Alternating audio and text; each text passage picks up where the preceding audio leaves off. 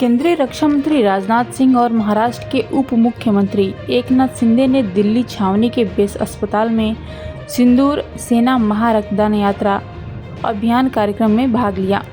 इस दौरान रक्षा मंत्री राजनाथ सिंह ने कहा कि रक्तदान को हम हमेशा से जीवन दान या महादान कहते आए हैं। ऐसा इसलिए क्योंकि इसके पीछे वैज्ञानिक और आध्यात्मिक दोनों ही कारण हैं। वैज्ञानिक दृष्टि से देखें तो विज्ञान ने स्पेस में सैटेलाइट भेज दिए, एआई से हम रोबोटिक सर्जरी कर पा रहे हैं, लेकिन आज तक ब्लड का कोई आर्टिफिशियल विकल्प हमारे सामने नहीं आया है। रक्त का निर्माण किसी फैक्ट्री में नहीं हो सकता, किसी प्रयोगशाला में नहीं हो सकता।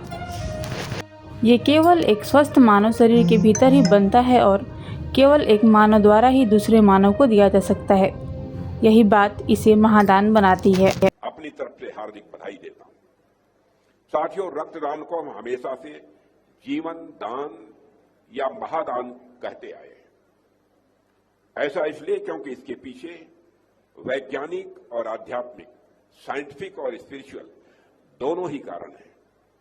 वैज्ञानिक हिसाब से यदि आप देखिए तो साइंस ने स्पेस में सैटेलाइट भेज दिए, आर्टिफिशियल इंटेलिजेंस से हम रोबोटिक सर्जरी को संभव कर दिया इसने, और जीनोम एडिटिंग के माध्यम से बीमारियों पर काबू पाने के हमने नए डायमेंशंस भी खोल दिए हैं।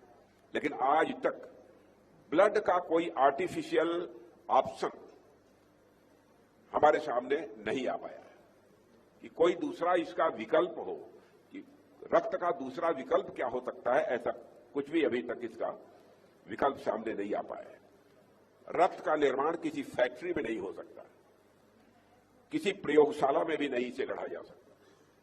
यह केवल एक स्वस्थ मानव शरीर के भीतर ही बनता है और केवल एक मानव ही इसे दूसरे मानव को दे सकता है। और यही बातें रक्तदान को सभी दानों में सर्वोपरि बनाती है। और आज जब महाराष्ट्र से आए हमारे सैकड़ों वीर खिलाड़ी और पहलवान यहां पर अपना रक्त दे रहे हैं, तो यह एक सुरक्षा कवच बनकर भविष्य में जरूरतमंद जवानों और उनके परिवारों के लिए मैं समझता हूं एक क्रेडिबल, बहुत ही विश्वसनीय रिजल्ट